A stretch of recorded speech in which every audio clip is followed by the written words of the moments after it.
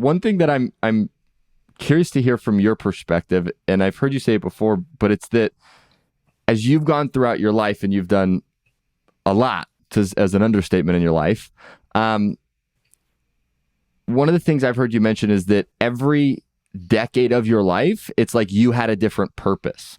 And I think sometimes as we go throughout our life, there's this ideology of there's the one thing, the like overarching for, 100 years of my life, this is the thing that I'm going to do.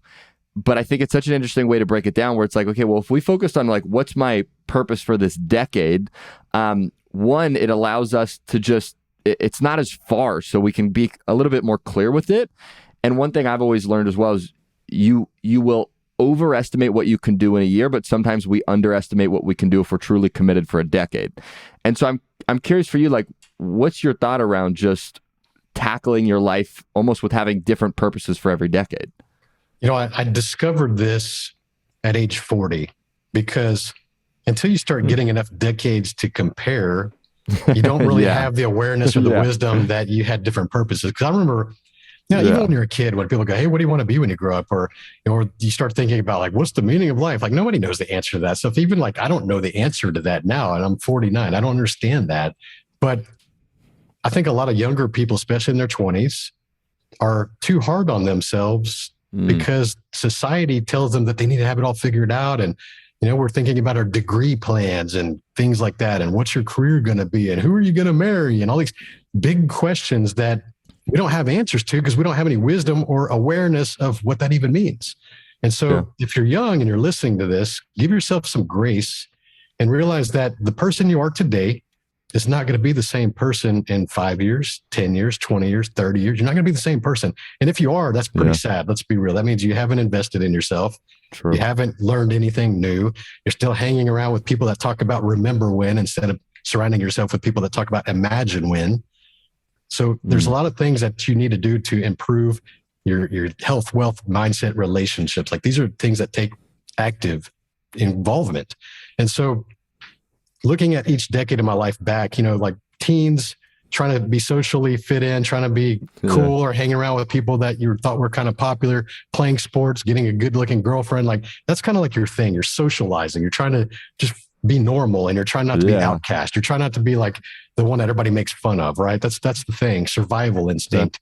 20s for most people is trying to discover education, trying to build some credibility, trying to maybe touch a little authority in those roles that they're trying to just getting their feet underneath them, trying to be leaders in certain capacities and just trying to prove yourself to society, because when you're young, everybody counts you out for all kinds of things. So you want to prove yourself. You're always like trying to do that. Now 30s for men and I would say driven women, which is very common nowadays. I would say the majority of them are now like that.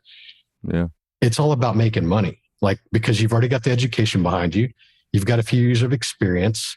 You start to see the opportunities. You start to navigate the corporate ladder or entrepreneurship. You start to understand that I have a real opportunity right now to get further ahead than everybody in my peer group just by putting in the work and going all in and making big sacrifices that most people are unwilling to do. Like it kind of goes back to like, are you willing to do what it takes, right? That's your 30s.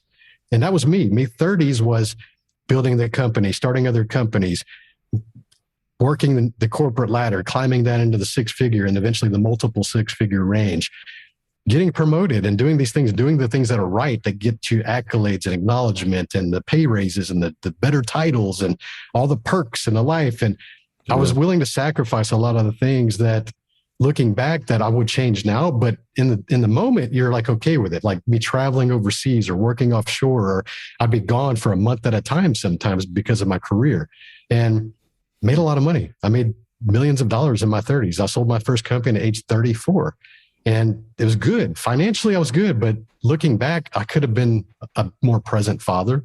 I was a young son. I've been a dad since I was 28. I could have been more present with, my wife and all kinds of things. I could have had better, stronger friendships. But when you're not here, the title that you wear to your family is absent.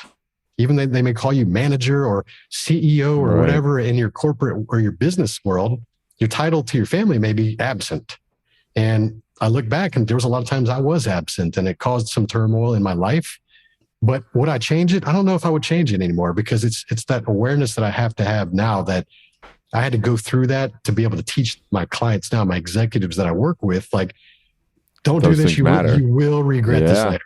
Don't do this. Like, let's teach you how to make more money and work fewer hours. That way you can have that presence. Like, I had to go through that. If I wouldn't have gone through it, I don't think it would meant as much to me. So 40s, dude, 40s, like I'm here at the end of 40s.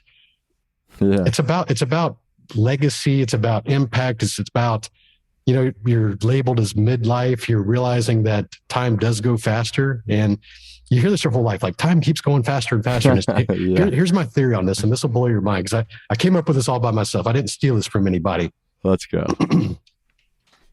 Remember when you were a kid, like summer vacation between school, like it felt like an eternity, didn't it? Like 3 months, like for sure. It felt like forever. And you're like, man, this is so long. I can't wait to go back to school. Like, this sucks, kind of. And nowadays, like 3 months is like literally like one quarter. It blows by. Now, here's why. We look at the year that we're in, that we're living, as a sliver, as a snapshot, as a fraction of our entire life. So when you're 10 years old, 1 year is 1/10 of your life. That's a pretty big fraction. That's 1/10 of your life is 1 year. So it seems like an eternity, because it's measured against the memories and the experiences over 9 years before it. Now, when you're 50 years old, 1 year is only 1/50th of your life. It's a very small sliver of all the experience and all the memories that you have that you're comparing against. And so our perception, the time moves the same regardless. The perception is that it's faster because it is literally a smaller fraction of your life as you get older. So it does go faster. It does go faster. Because I'll tell you, even when I was 30, I said, man, time's going by pretty fast. Now I'm like almost 50. It's like, dude, time is going by faster. Like it just keeps going faster and faster and faster. So you can't fight that. Just realize that is coming, right? Yeah. So you start to think about legacy, mortality. You start thinking about those things.